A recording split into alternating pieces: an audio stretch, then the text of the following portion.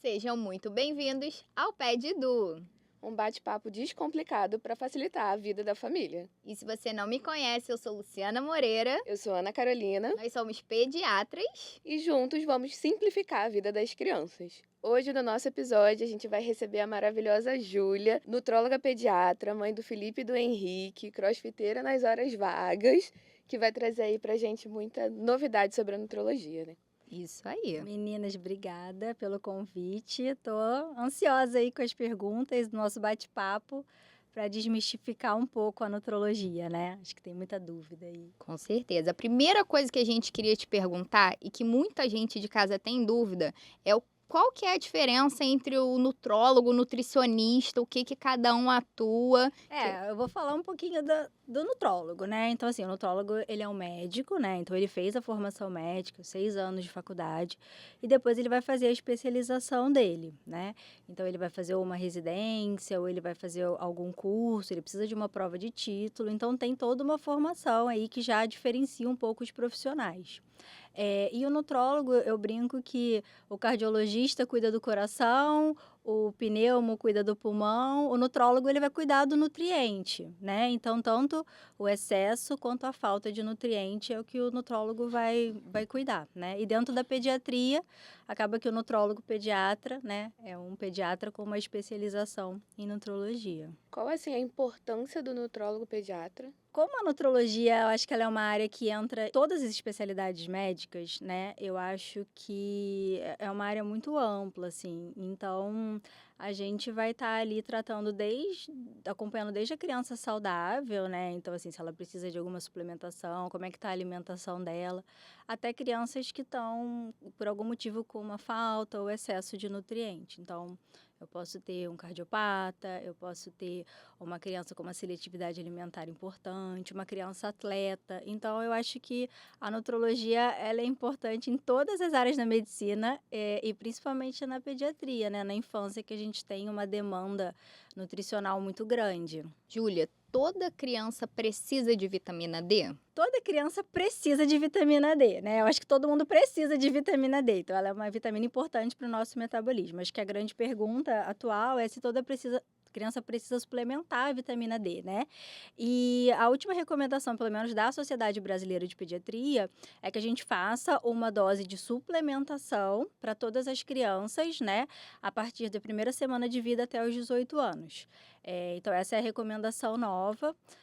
Mas, de fato, todos precisam de vitamina D e agora todas as crianças precisam suplementar. Mas eu acho que tem também uma grande questão da diferença, né, entre suplementação e tratamento, que as pessoas estão também perdendo um pouco a mão em relação à suplementação, né? Mesmo a criança que faz bastante atividade ao ar livre, está exposta ao sol, ela precisa dessa suplementação. Ela precisa dessa suplementação porque, assim, a luz solar, ela de fato é a nossa principal fonte natural de vitamina D, né? Só que isso pode sofrer várias interferências. Então, se a criança mora em um lugar com pouca exposição, se tem muita poluição, né? Se essa criança pega sol com filtro solar, isso já vai prejudicar essa produção. Então, o mais prudente é que a gente suplemente com a vitamina D para garantir pelo menos a dose fisiológica, entendeu? E numa saúde de forma geral, o ideal é essa exposição do sol ser com protetor, né? Ele tá Exatamente. protegido. A gente tem E a gente visto suplementa, a né? gente tem visto cada vez mais essa preocupação também, né, com a exposição solar e o câncer de pele. Então, eu brinco, para produzir vitamina D, a gente precisa queimar a pele um pouquinho mesmo. E aí isso vai acabar levando a outros danos, né? E é importante a gente reforçar que essa recomendação ela foi alterada recentemente, porque recentemente. antigamente, com 2 anos, a gente parava a vitamina D para as crianças, e agora a nova recomendação, como você falou, é a gente manter até os 18 anos. Então é importante a gente trazer de volta essas crianças para essa suplementação, para trazer ali para usar todos os dias novamente. Então tem sido um trabalho de formiguinha, pelo menos no consultório, E né? sempre com acompanhamento pediátrico, né? Com acompanhamento médico, até pra gente ir vendo se tá a dose certinha. Porque hoje em dia também tem um monte de apresentação na farmácia, né? Então é importante ter a prescrição médica.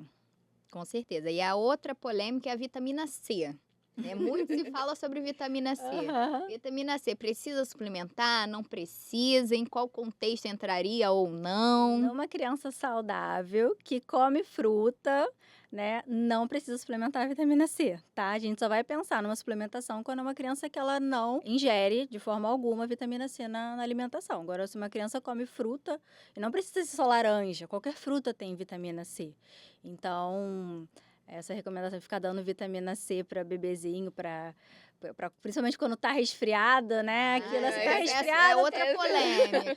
tá resfriado, toma vitamina C. Não, a vitamina C é importante para prevenir o resfriado e o ideal é que você consuma através dos alimentos, não precisa ficar suplementando. Então ficou resfriado, comprar aquela pastinha de Não vitamina adianta C nada. não vai resolver, né? Não. Que tem até em balinha, né? Balinha Tem, também. em formato de balinha. Então, E essa deixa história pra de lá. que a vitamina C vai sair no xixi é verdade?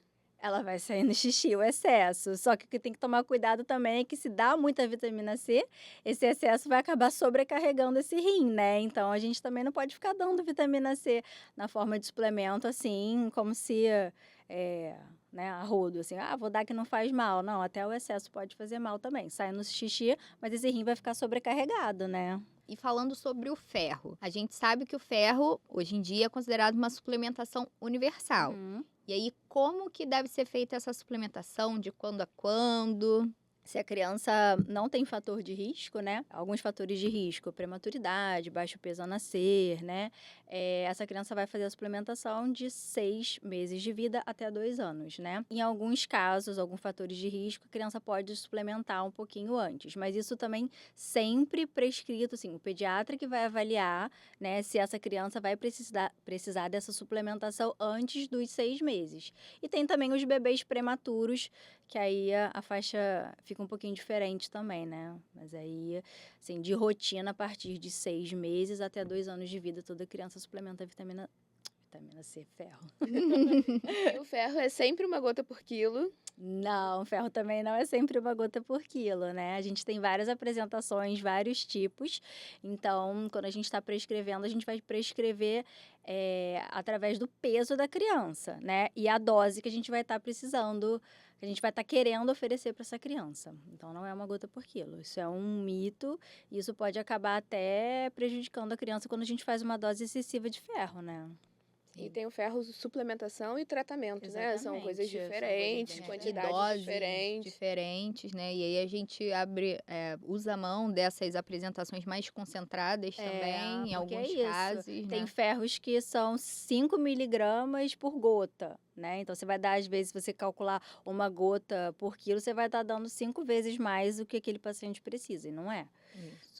Então, na hora de trocar o ferro ali na bancada, tem que ter cuidado, Tem né? que Tem que ter cuidar, cuidado. Com verdade. certeza. Outra coisa que tem se falado muito é sobre ômega 3 na suplementação. E aí, quando que seria indicado? Se é para todo mundo, se não é? De novo, né? A mesma pergunta. É verdade. O ômega 3 acho que virou uma moda, assim, né? Todo mundo tá querendo suplementar. O ômega 3 nada mais é do que um ácido graxo, uma gordura, né? Que a gente chama de essencial, porque a gente precisa dela através da alimentação. Então, de fato, a gente precisa de ômega 3, mas o ideal é que a gente consiga ele através, né, das fontes alimentares, que vão ser principalmente os peixes, né? Sardinha, salmão, enfim. Algumas oleaginosas também, né? Alguns óleos são ricos em ômega 3. Quando a gente tem uma alimentação que é pobre nesse nutriente, né? Alguma criança com uma seletividade, ou se eu tenho alguma doença, alguma demanda maior pelo ômega 3, eu vou pensar em suplementar. Mas isso de que, assim, toda criança saudável precisa suplementar ômega 3, isso não é verdade, né? E as pessoas esquecem também que o ômega 3, né, assim, quem já tomou, ele tem, às vezes, um sabor diferente, ele deixa um sabor residual, uma eructação. Então, às vezes, isso pode até acabar levando a criança a ter sintomas gastrointestinais, né? A criança pode ter alguma diferença de paladar, enfim. E aí isso pode acabar sendo ruim para ela. Então, assim, dar ômega 3 por dar, não tem essa recomendação. A gente precisa também individualizar cada paciente, né? A aceitação não é fácil. Não. No caso até dos pacientes que precisam, às vezes a gente tem dificuldade nessa aceitação por conta do sabor, do gosto residual, né? Uma coisa que eu acho importante, né? Eu acho que até a gente tinha pensado em conversar isso, é sobre o DHA. Né? O DHA, aí a gente precisa pensar na suplementação, mas vamos tentar entender. O DHA, ele vai ser a parte do ômega 3, assim, final, né? Ele vai se alongando através de algumas enzimas e o DHA vai ser um produto que vai ser importante para o desenvolvimento cognitivo, né? E da retina, formação visual desse paciente. Então, quando o bebê é muito pequenininho, ele não consegue converter o ômega 3 em DHA. Então, ele precisa do DHA na forma pronta. E aí a grande pergunta é, todo bebê precisa suplementar DHA, né? E a resposta não é que o bebê precisa suplementar DHA. Quem precisa suplementar é a mãe que está amamentando. Então, a mulher que está amamentando, ela precisa receber o DHA através de suplementação. Isso é importante porque ela vai passar através do leite materno. E o bebê que não o bebê que não está em aleitamento materno, né, exclusivo, aí ele vai receber através das fórmulas infantis, que hoje em dia todas já têm, elas seguem um códex, então elas têm. Então, não preciso dar extra para o bebê pequenininho o DHA, entendeu? Então, assim, é uma suplementação importante, mas não é o bebê diretamente que vai fazer, é a mãe ou a fórmula. E tem algum momento que, assim, a criança está crescendo, já não mama mais no peito, tem necessidade de entrar com esse DHA, ou ele vai ser complementado pela alimentação por si só? Complementado pela alimentação. Então, é importante isso, a criança ter fontes de DHA. E se a gente avaliar que não existe essa fonte, ou se a criança está tendo algum prejuízo, né, de desenvolvimento, a gente pode pensar em suplementar, mas não vai ser para todo mundo, né? Não é assim uma rotina. Suplementar tá na moda agora, né? Falando de coisas na moda, a gente vai falar do zinco, que Zinco também tá tá na na moda, né? Na moda. Então, assim, o zinco. Falam muito do zinco em relação a aumentar a imunidade. Zinco aumenta a imunidade, não aumenta. A gente precisa suplementar as crianças que têm níveis de repetição com zinco para auxiliar a imunidade de algum jeito. Isso. O zinco, ele é importante para a imunidade, sim, mas a gente vai suplementar quando a gente tem uma deficiência comprovada de zinco, né? Então, suplementar para aumentar a imunidade, isso não é uma verdade, né? Então, você precisa avaliar se na alimentação dessa criança falta zinco ou se ela tem sinais clínicos de deficiência de zinco, né? Aí você pode avaliar laboratorialmente. Se ela está deficiente, a gente vai tratar e isso pode acabar até ajudando na questão da imunidade. Mas dar zinco para todo mundo porque vai deixar de ficar doente e resfriado, não vai. Não serve para prevenir pegar o resfriado na creche. Não serve. E a vitamina B12, ela é muito importante. Quando a gente precisa suplementar a B12? A B12 é muito importante. Todas as vitaminas são importantes para o nosso metabolismo, né? A B12 ela é importante para hematopoiese e para desenvolvimento do sistema nervoso central também. E a gente vai pensar em suplementar B12 quando a gente tem alguma dieta pobre, por exemplo, uma criança seletiva ou uma criança que exclui, né, principalmente a fonte de carne, né, que é a principal fonte de B12 que a gente tem. Então, crianças veganas, crianças vegetarianas, crianças com alguma doença intestinal também, que sofreram alguma ressecção, né, que a gente sabe essa questão da absorção. Então, crianças que usam inibidor de bomba de próton. Então, existem algumas situações em que a gente vai pensar em suplementar, mas são essas situações de risco, né, para deficiência. Mas para todo mundo também, B12. A tabela, eu brinco, né? Senão, daqui a pouco as pessoas estão lá com a tabela periódica toda, né? Tomando todas as vitaminas, né? minerais e tudo. E tem algum momento ideal que a gente deve fazer essa avaliação laboratorial para ver o que tá deficiente, o que não tá, o que a gente precisa suplementar, o que não precisa? Não existe um consenso, assim, quando que você vai ter que fazer, né? Existe, assim, a partir de 1 ano, né? A gente vai fazer lá um hemograma, avaliar a ferritina, isso já é um consenso da Sociedade Brasileira de Pediatria, então com 1 ano a gente faz. Além disso, a gente vai avaliar muito aquela criança, se ela está crescendo direito, se ela come bem, se tem algum sinal, né, que ela está com baixo rendimento na escola, está muito sonolenta, então a gente vai pensar de acordo com a clínica do paciente mesmo. Então, não precisa sair dosando tudo que é vitamina para as Não crianças. precisa sair dosando tudo que é vitamina. Tirar todo o sangue de dentro da criança para ver o que tá Tadinha das faltando. crianças. É um exame completo, que tem que vê todas as tudo, vitaminas, né? todos os minerais. Doutora, quero hemograma completo. É. E aí, quando colhe esses exames e vem tudo bem, tem uma periodicidade que precisa ficar repetindo.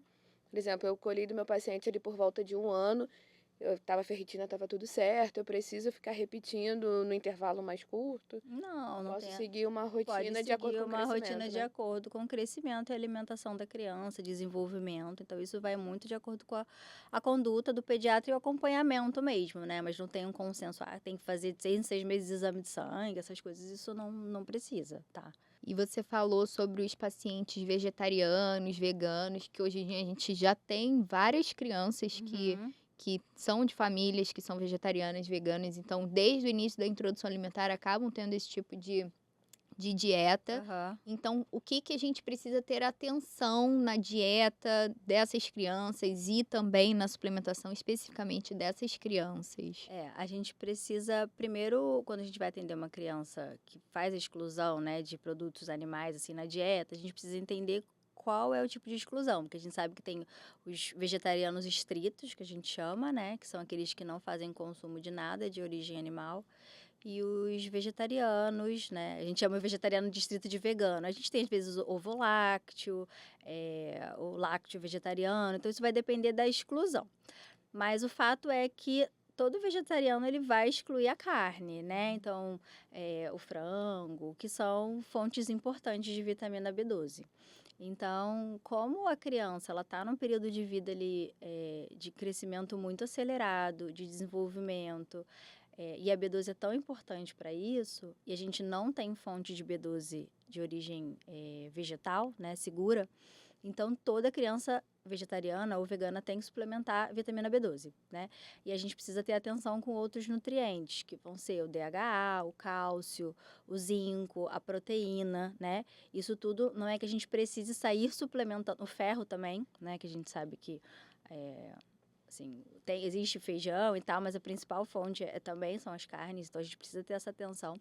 Então a gente vai avaliando e talvez essas crianças precisem de um acompanhamento até laboratorial um pouco mais, né, mais minucioso, assim, de um intervalo de tempo menor. Mas é isso, é uma criança que tem um fator de risco para ter uma deficiência. Então, né, toda exclusão, a gente precisa pensar e ver Seja ela por escolha, por seletividade, Exatamente, você vai a ter um gente olhar precisa diferente. ter um Isso olhar é diferenciado, porque é isso, a infância é um período da vida muito importante, né? Então, assim, a gente precisa que tudo ali esteja bem alinhado para a gente ter o potencial máximo de crescimento e desenvolvimento daquele serzinho, né?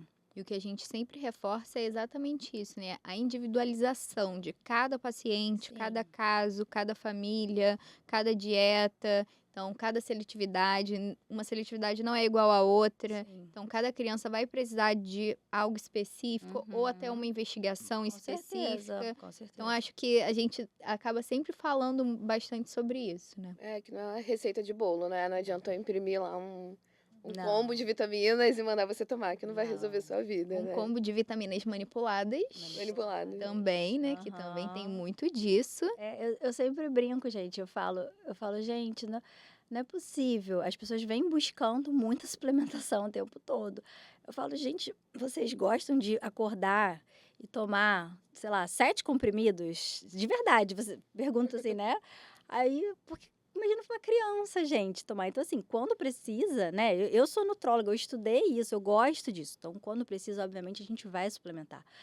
Mas eu acho que tá virando uma questão, assim, de moda e às vezes uma criança super saudável e os pais estão querendo suplementar, não precisa, né? Eu sempre falo, o meu filho mais velho que tem 5 anos, ele come bem, então ele não tem uma questão de seletividade, cresce bem, ele só toma vitamina D. filho de nutróloga, tá?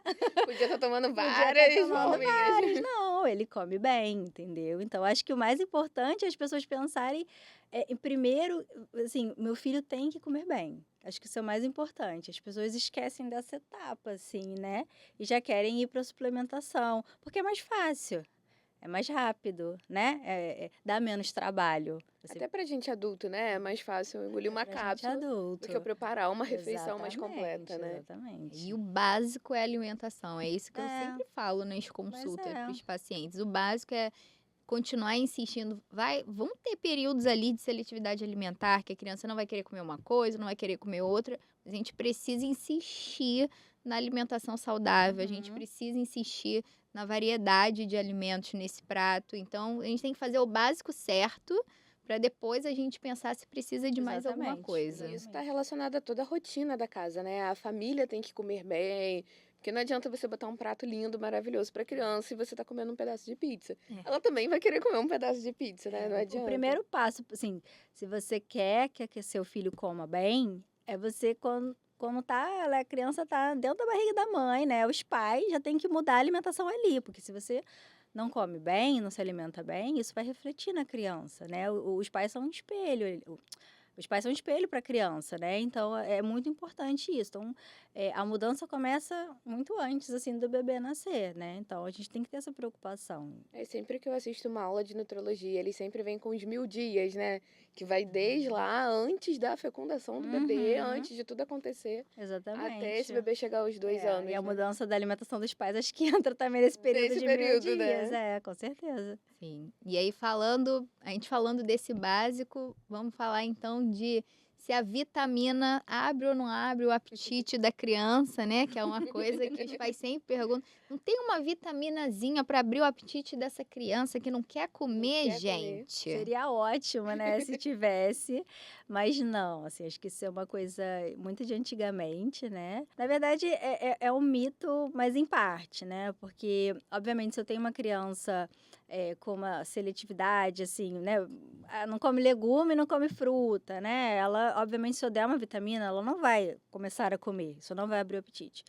Agora, se eu tenho uma criança com uma deficiência mesmo nutricional, isso pode acabar fazendo com que ela perca um pouco o paladar, ela fique mais apática, e aí acaba que indiretamente, quando eu trato essa deficiência com uma vitamina, ela vai comer melhor, né? Que ela se sente mais disposta Ela a vai se comer, sentir mais né? disposta, às vezes ela começa a sentir o gosto, enfim. E aí isso pode fazer com que ela coma, mas não é isso que vai, né? De eu dar uma vitamina e abrir o apetite, isso não vai acontecer. Não. E também se abrisse, não ia abrir pra comer o que eu quero que ele coma, né? Exatamente. Vai abrir pra comer o que ele come. Exatamente, verdade. Não ia fazer uma vitamina específica para comer legume e verdura, seria Verdura, ótimo, né? né? A Aham. gente resolvia um monte de Com problemas. certeza. E você acha que vale a pena mandar manipular as vitaminas? A que já vem pronta na farmácia, mais segura? Qual a sua opinião sobre... Eu acho que a gente precisa, mais uma vez, individualizar, né? Existem apresentações em farmácia que são boas, são muito boas, né? E existem umas muito ruins também, com muitos aditivos, açúcares, né?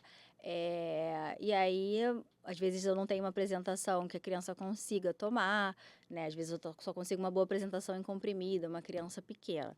Então, aí pode caber sim a manipulação, né? Só que a gente também precisa ter o cuidado de ser uma farmácia de confiança, eu saber o que eu estou prescrevendo, a quantidade certa, né? Porque existe também um risco grande de intoxicação, né? Ou ao contrário, às vezes se eu dou uma dose mais baixa, porque eu não soube ali o que eu estou dando, eu posso não estar tratando aquilo.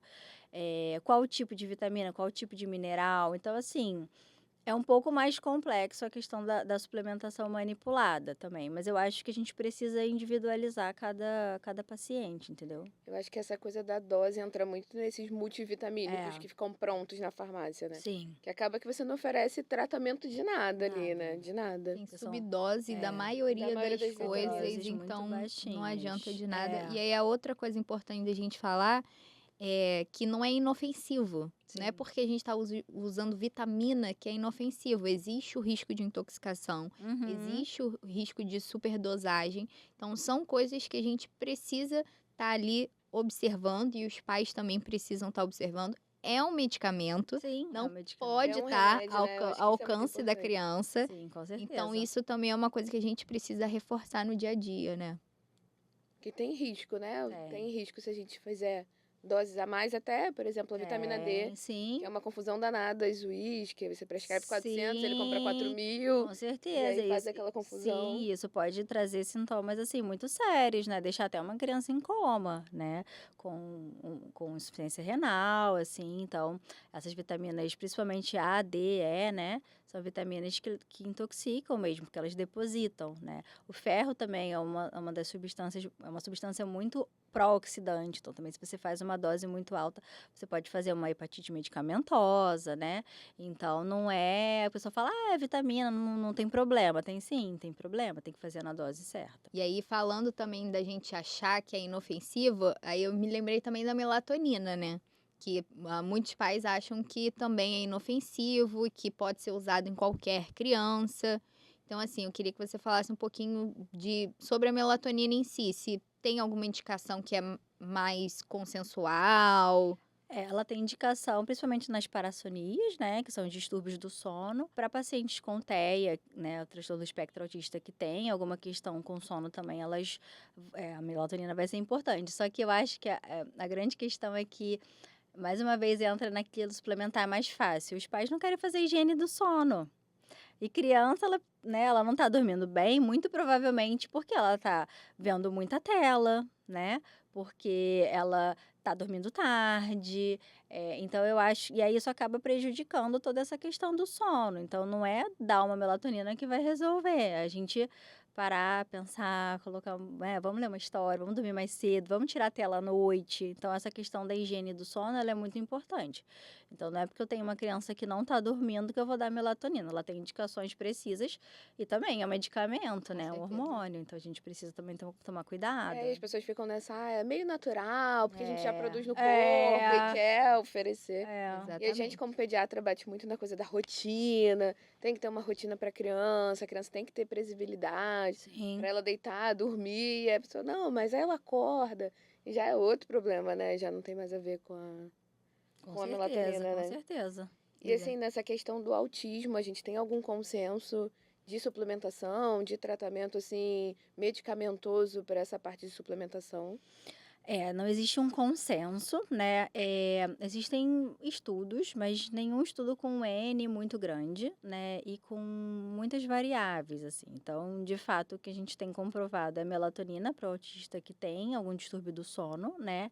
Tem alguns estudos com DHA, alguns estudos com vitamina D, alguns estudos agora com ácido folínico, né? Que são, assim, até promissores e tal, mas a gente precisa também individualizar. Não quer dizer que se eu der vitamina D em dose mais alta, se eu fizer ômega 3 para todo paciente autista, ele vai melhorar sintoma, né? Então a gente precisa individualizar e também ver outros fatores, porque é isso, mais uma vez falando do ômega, ele tem um gosto ruim, às vezes é um paciente com TEA que tem vários sintomas gastrointestinais, eu vou dar um negócio que vai fazer ele ficar rotando, né? Isso pode piorar o comportamento. Então, assim, não é sair dando, não tem receita de bolo, assim, né? Hoje em dia a gente vê pacientes com TEA com receitas enormes. Sim. Você não sabe nem o que está fazendo efeito, se está fazendo verdade. efeito, com risco de intoxicar aquela criança, com uma família, às vezes, que não tem um dinheiro para gastar com aquilo, né? E sem comprovação científica nenhuma.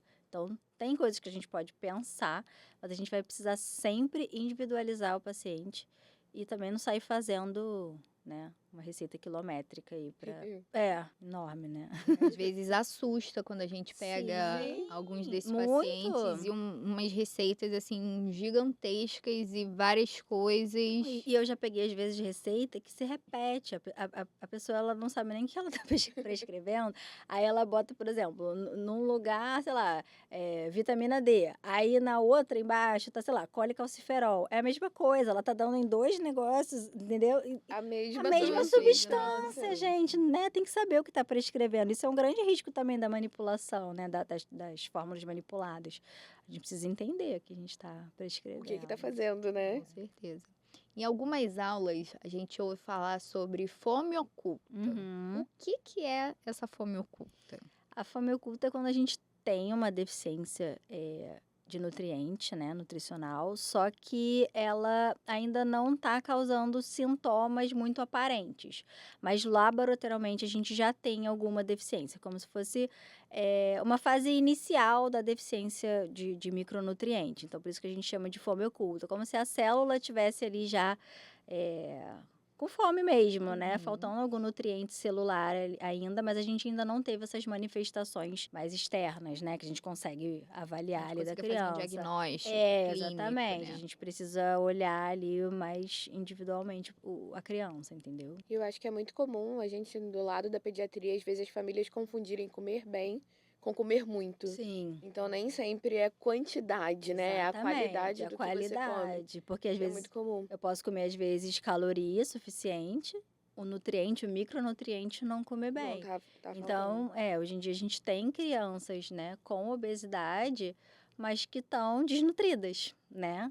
Porque elas consomem caloria, mas do ponto de vista nutricional, elas estão com várias, né, às vezes várias deficiências nutricionais ali que vão estar comprometendo também a saúde delas. Isso é muito comum É, na isso é muito obesidade hoje em comum. dia. Não, e é muito comum também, assim, na consulta, se pergunta, come bem? Come bem. Uhum, Come o quê? Arroz, feijão. exatamente. Não come carne, não come um legume, não come uma verdura. Come bem quantidade, né? Exato. Isso é super Bate um importante. pratão, Bate um doutora. pratão. Não tem nada É, nutricional Bate dentro um desse pratão. prato. Exatamente. A outra coisa que a gente estava pensando é sobre o adolescente, né, que pratica atividade de alto rendimento, né? Uhum. Que cuidados que a gente precisa ter em relação a esse paciente, a suplementação também. Tá. O paciente atleta, né, ou de alto rendimento, eu sempre brinco que é uma criança saudável que pode precisar do nutrólogo, porque ele tem uma demanda maior, né? Tanto uma demanda energética, né, quanto uma demanda ali de macro e micronutriente. Só que o que eu falo sempre também é que muitas vezes esses atletas chegam na consulta buscando a suplementação, mas quando você vai ver a alimentação é muito ruim. É muito fraca, até em quantidade mesmo, né? E aí ele tá sempre cansado, ele tá com rendimento ruim, mas porque ele não tá dando combustível, não tá dando comida. Então, o primeiro passo quando a gente tá atendendo uma criança ou um adolescente atleta é a gente consolidar mesmo a alimentação. Então, a gente ajustar, ver se isso tá bem. Os suplementos, eles vão entrar sim, né? Eles podem entrar, por exemplo, o suplemento proteico, às vezes o carboidrato intra-treino, ele vai ser importante quando a gente faz um treinamento com uma duração maior, né? Isso vai ser importante ali para a criança atleta. Mas nada disso funciona se a alimentação tá ruim, né? Então, a gente precisa primeiro cuidar dali e depois pensar nas suplementações. De novo, começar pelo básico. De novo, Que é começar comer pelo básico. bem. Normalmente, esse paciente realmente, às vezes, precisa de uma quantidade maior, tanto de micro quanto alimento, sim, macronutrientes, sim. né? Porque ele tem um gasto maior, né? Um gasto energético grande. Porque é isso, o suplemento, como o próprio nome já diz, ele é para suplementar. Então, ele é para complementar aquela alimentação. Então, às vezes, eu vou precisar de um aporte proteico maior, eu vou suplementar. Às vezes, um aporte calórico maior, eu até posso fazer, né, um suplemento calórico. Mas eu preciso primeiro ver essa alimentação e ver se ela tá boa, para eu suplementar. E é uma ele. confusão que as pessoas fazem, né? Quem prescreve dieta, o quanto você vai comer de alguma coisa, Isso. é um nutricionista, né? E não um Sim, nutrólogo. Às vezes a pessoa acha que vai exatamente. chegar no nutrólogo e vai sair com uma dieta do que Isso. oferecer, A comer. gente faz uma orientação, né, nutricional, a gente faz, mas de fato quem vai calcular direitinho, né, vai fazer tudo é o nutricionista. E criança pode tomar whey protein? Criança pode tomar whey protein, mas será que precisa? É. Poder pode, né? Mas é isso, o whey é um suplemento proteico, né? Então, crianças podem tomar whey, idosos podem tomar whey, mas eu vou dar o whey quando aquela criança ou ela precisa de mais proteína ou ela não consome proteína de maneira alguma, né? Então, assim, e criança normalmente não precisa de um aporte proteico tão grande quanto o adulto. Então, eu preciso ver se essa criança tem um déficit de proteína na alimentação para pensar em suplementar com whey, entendeu? Então, não é para toda criança, mas em alguns casos a gente pode suplementar com whey, sim. E o whey tem que ter cuidado de ser um whey de qualidade, né? Sim, com Porque certeza. às vezes você faz uma alimentação toda bonitinha e você vai lá, taca corante, Uhum, um monte de açúcar, açúcar, com um monte de certeza. coisa ali. E às vezes nem whey, né? Às vezes eles colocam outras coisas, botam mais carboidrato do Isso que que eu ia whey. Que o whey, né? Com Às vezes certeza. aqueles preparados, né? Tem mais carboidrato do que É, proteína. pois é, e Você às acha que vezes... tá ingerindo proteína, tá ingerindo mais Pois é, carboidrato por exemplo, ainda. isso é um exemplo legal. Se eu tenho um paciente, por exemplo, com seletividade alimentar e uma obesidade, porque isso acontece, né? E aí eu tô dando um whey de qualidade ruim, eu tô dando açúcar pra ele, e às vezes ele precisava só da proteína, né? E aí eu tô acabando engordando mais Piorando a ele, situação. piorando a situação. Então é Eu acho que importante a entra gente também ver. alguns suplementos, né? Que às vezes a gente acha que só porque a criança tem uma seletividade, ela não come, a gente precisa suplementar, e às vezes um suplemento hipercalórico e tudo mais, E né? aí isso vai acabar prejudicando o peso dela, né? Então a gente precisa avaliar, precisa saber o que tá prescrevendo. E vale sempre lembrar que a obesidade não é só estética, né? É Não. questão de saúde, né? Com certeza. Uma doença crônica. É uma doença Com crônica. certeza. E adolescente pode tomar creatina? Pode também, mas tem sempre De o novo, mais, tem sempre um né? porém, Tem sempre né? o mais, né? É assim, a creatina é uma substância que a gente produz no nosso corpo, né? Então, é uma substância que endogenamente a gente produz. E a gente consegue ela através da alimentação também. Então, as carnes têm creatina. A gente vai pensar em suplementar quando a gente está, né, ali num esporte de alto rendimento, um adolescente que está muito comprometido ali, né, com exercício físico, que já está comendo bem, que quer melhorar ali a performance. A gente pode pensar desde que a gente faça com doses seguras e com acompanhamento. Mas chegar um adolescente que, mais uma vez, não come nada, come mal, quer tomar creatina, não vai adiantar nada, né? Então, assim, não vale, não é isso que vai funcionar para ele. Ele precisa primeiro comer bem. A creatina é aquele plus, né? Ela não é proibida. Em certos casos, a gente pode pensar na suplementação, mas com cuidado. E com esse olhar aí para comida, né? De verdade. Sim, criança pode consumir adoçante, produtos que tenham adoçante. O adoçante, o ideal também é que a gente evite, né? Ao máximo, assim. Existem situações, mais uma vez, da obesidade, né? Em que a gente pode usar o uso de adoçantes, principalmente os adoçantes naturais, né? Sucralose, xilitol, assim, a gente pode pensar, mas com cuidado. O ideal é que a gente tenha, a gente não faça nem adição de açúcar, nem adição do adoçante, né? O ideal é que a gente faça o consumo do alimento mesmo e adoce com o próprio alimento, com fruta, enfim. É que às vezes a gente nessa de tentar tirar o açúcar da alimentação, até uma criança maior que já consuma açúcar, a gente tenta botar um zero e aí acaba que aí você bota o Pois adoçante no lugar do açúcar. Talvez né? numa situação isso, uma criança com uma obesidade, né, um adolescente, que assim, a situação é mais complexa, até você tá indicado, você pode usar para substituir. Mas o ideal é que a gente não use nenhum dos Nenhum nem dois, outro, nenhum né? nem outro. O ideal é que a gente acostume com o paladar dos alimentos mesmo. Isso acontece muito no caso de refrigerante, né? É, porque a criança consome muito refrigerante. Não toma o refrigerante comum, mas toma o zero. Mas o zero tem adoçante. E faz mal também, né? E todos os outros malefícios do refrigerante seguem ali. né? Super natural, né? Exatamente. E aí a outra coisa que a gente já falou é se você nota que a suplementação virou uma moda. Virou, com certeza. Virou uma moda. É aquilo que a gente falou. Todo mundo agora quer suplementar, todo mundo acha que tem que suplementar. Eu acho que, assim, de certo modo, assim, eu acho que a suplementação agora tá em foco. Isso é importante, porque eu acho que também tem muita gente que, às vezes, é uma criança que tem uma seletividade, pode estar com alguma deficiência nutricional. Então, assim, acho que isso abriu um pouco o olhar das pessoas e dos pediatras também, né? Então, acho que isso foi algo positivo dessa moda. A gente está olhando melhor para a suplementação das crianças, né? E quando falta, a gente tem que dar.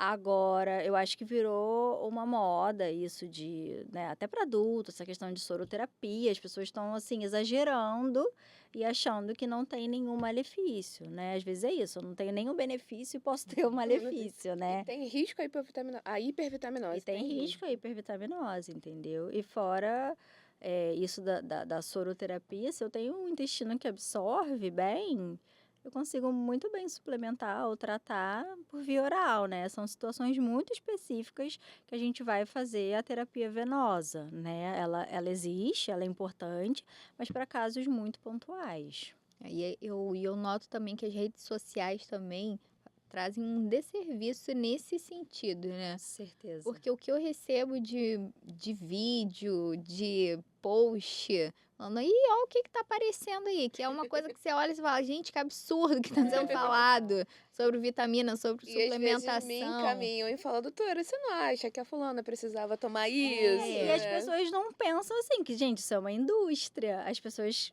de certa forma, da indústria querem ganhar dinheiro. Então, elas vão vender aquilo, vão fazer com que pessoas importantes falem sobre aquilo.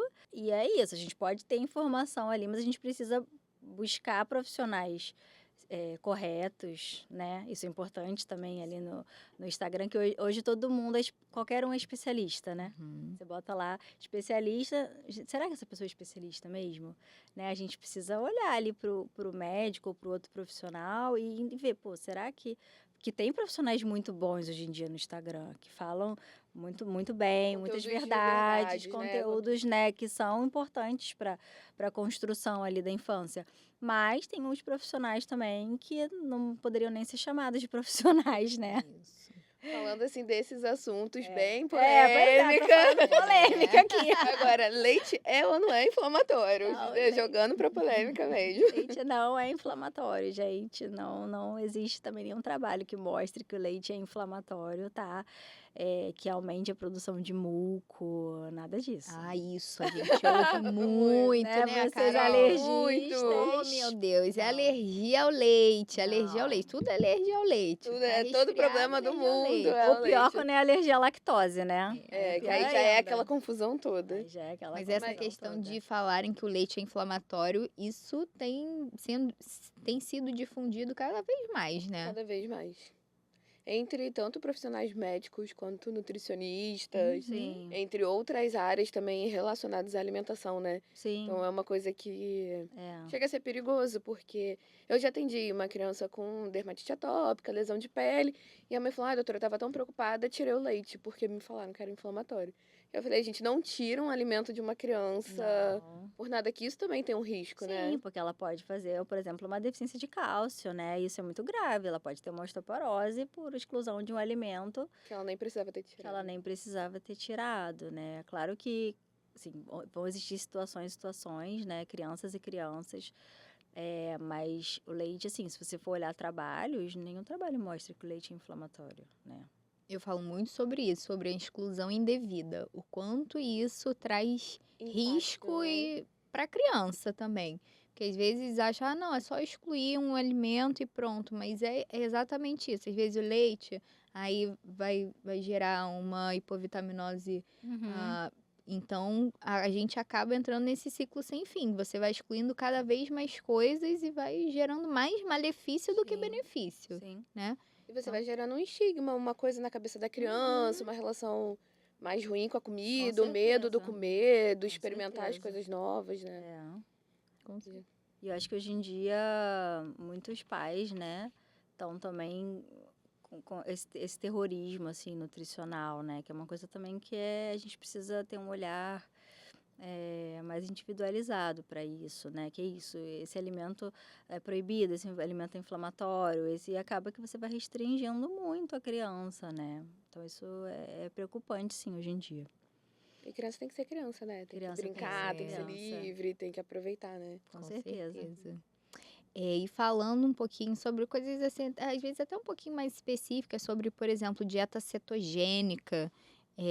Tem algum perfil de paciente no qual ela é indicado? Porque também muito se fala sobre dieta cetogênica, principalmente nas redes sociais, né? Uhum. Então, mas existe um perfil de indicação específico? Eu queria que você falasse um pouquinho sobre isso. Isso, a dieta cetogênica é uma dieta que é rica em lipídio, né, normoproteica e muito baixa em carboidratos, né. Ela é uma dieta para a gente fazer em situações muito específicas, por exemplo, crianças com algumas doenças mitocondriais ou crianças que têm crise convulsiva resistente às medicações, né. Então, são indicações formais. E assim, nunca fazer uma dieta cetogênica para uma criança saudável, tá? Isso assim, a dieta cetogênica, ela é importante nessas situações, mas ela traz também várias complicações. A gente precisa de um acompanhamento, assim, muito sério, tá? Tem contraindicações também. Então, assim, é para um grupo muito restrito de paciente. Fazer dieta cetogênica para crianças saudáveis, crianças sem doença, assim, é uma coisa muito grave, que tem um risco muito grande. E assim, dentro da nutrologia, o que a nutrologia considera de fato seletividade alimentar? O que não é ali uma seletividade alimentar? A seletividade alimentar é quando aquela criança, né, ela começa a excluir muitos grupos alimentares e isso acaba comprometendo, de certa forma, o crescimento e desenvolvimento dela, né? A gente sabe que existem fases da criança em que ela tem ali uma seletividade transitória, né? E geralmente quando ela exclui ali legume e verdura, fruta, ela começa a ter aquela fase de neofobia, de não querer comer, né? Mas aquilo é uma criança que está se desenvolvendo bem, é uma criança que não tem nenhuma questão orgânica ali, né? Nenhuma questão, às vezes, psicológica, que está muito envolvida também com a seletividade.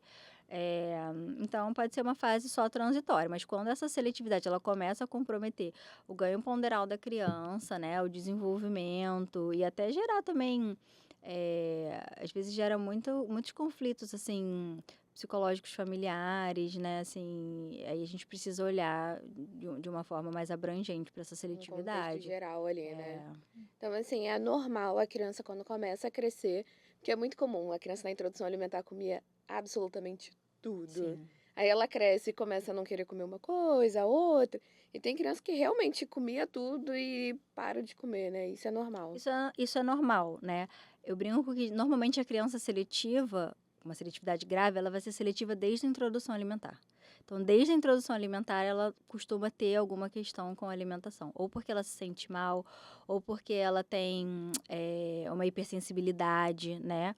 Então, isso acontece muito. Quando ela chega ali uns 2, 3 anos, né?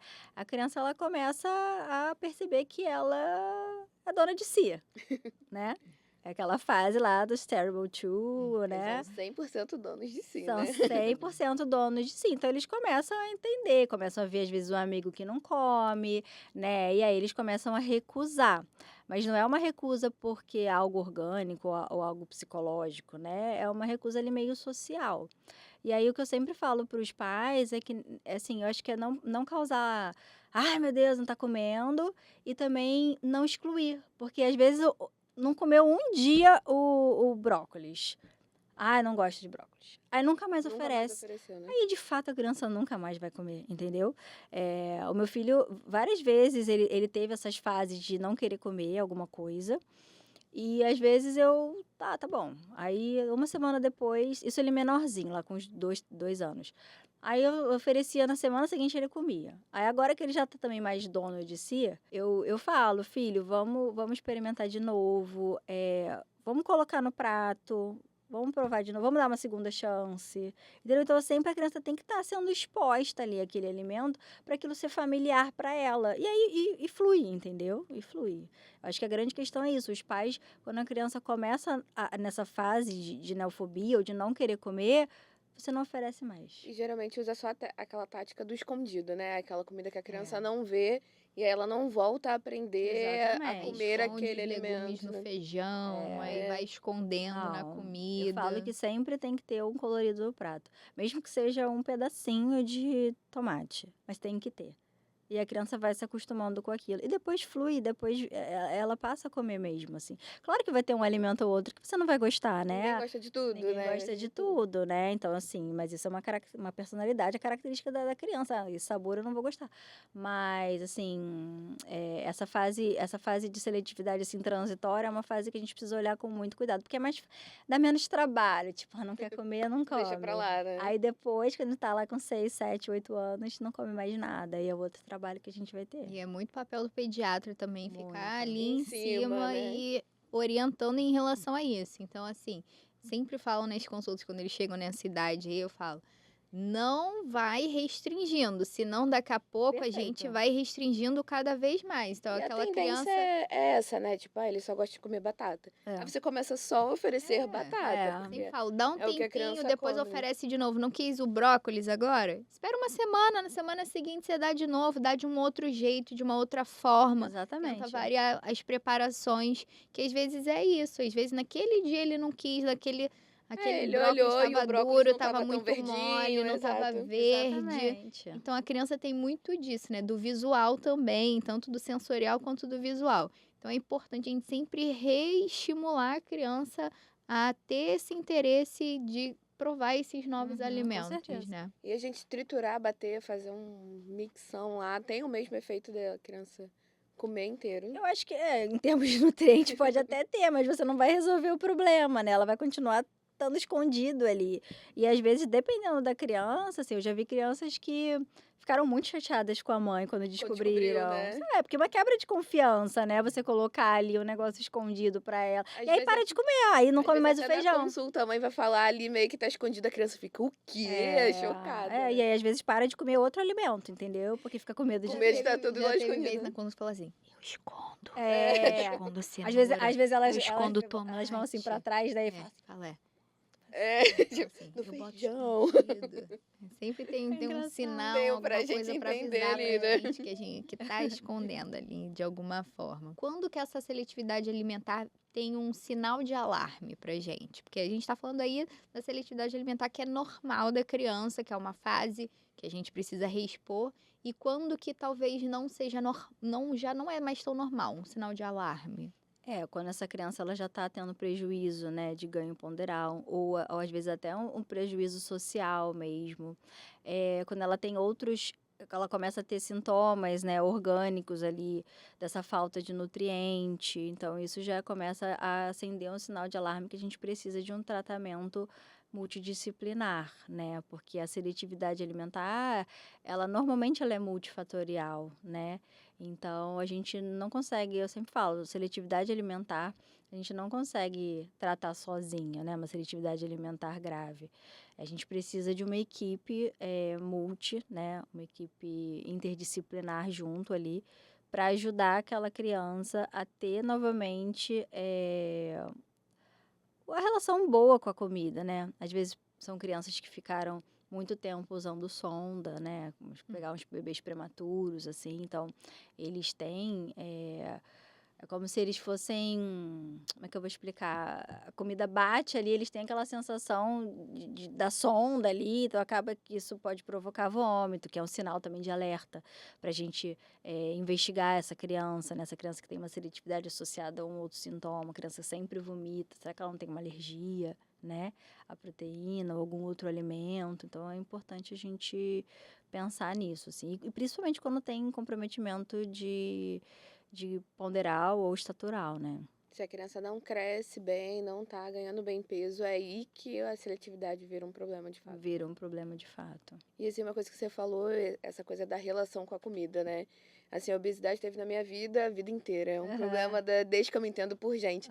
E eu sempre falo isso com as mães dos meus pacientes, que a relação com a comida tem que ser uma relação saudável, né? Eu acho que nada a gente tem que forçar, nada é proibido, nada é Não, para ter uma relação boa com a comida, né? Assim, exatamente. para você ver ele como um aliado e não só. Sim, com certeza. Eu acho que é isso. Nem proibir muito, nem liberar muito também, né? Porque essas proibições, ou essas crianças que também podem comer tudo, já acabam gerando criando uma relação ruim com a comida, né? Então, assim, e a obesidade vira outro problema também, né? Super importante, assim, que tem muita coisa para falar também. E entender que a alimentação é uma construção, né? A Uhum. relação com comida é uma construção. Então, assim, quando você pega o bebezinho ali na introdução alimentar, ali é o melhor momento para você iniciar a relação com a comida comida, né? daquela criança. Então, todos os passos dali para frente vão impactar lá no futuro, Uhum. no adulto que ele vai ser, na relação que ele vai ter com a comida.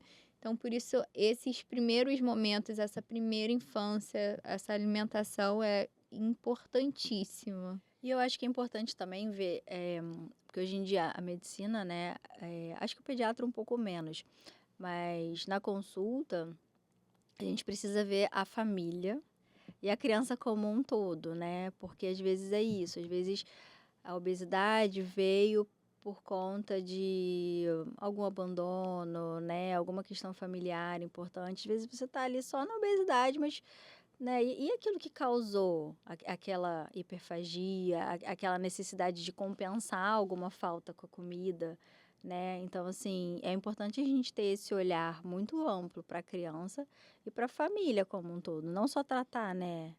Não só pensar ali dentro da caixinha, só aquele sintoma ou Só aquela aquela doença, doença, né? De entendeu? tratar o todo, né? É, porque a criança é isso, a criança tem um mundinho ali dela, né? Que tá tudo envolvido também. Eu acho super importante que a gente pensa na nutrologia ou nutrólogo ali meio que só pra suplementar, botar uma vitamina e vai muito Vai muito além, disso, vai né? muito Muito além. além disso. É bem complexo, assim, mas eu adoro, né? E tem também uma coisa, assim, da nutrologia que as pessoas desconhecem um pouco, que é a nutrologia hospitalar, né? Intra-hospitalar, a terapia nutricional dos pacientes internados.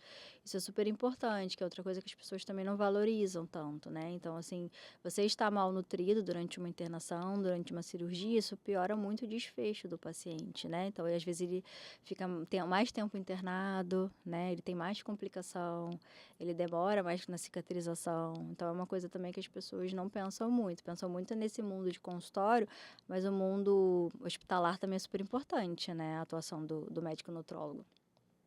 E assim, um recado final aí pra gente. O que você deixaria de recado pra quem tá assistindo a gente lá em casa? Nossa, essa é difícil.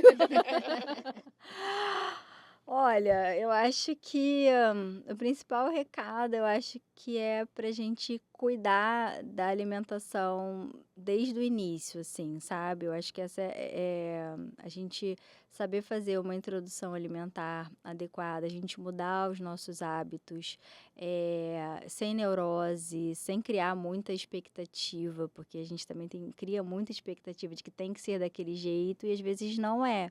E tudo bem, sabe?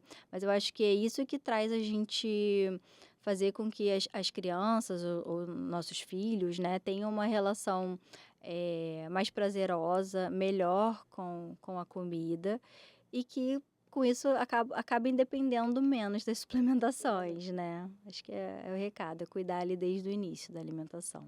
Com certeza. Muito obrigada pela sua presença. A gente Adorei. adorou. O Muitas episódio foi informações, ótimo. Dava muitas pra ficar coisas aqui boas. conversando. Continuar batendo um É, papo, né? Porque isso tem aí. muita coisa, né? Obrigada, meninas, Nada. adorei. E até a próxima, gente. Tchau, tchau.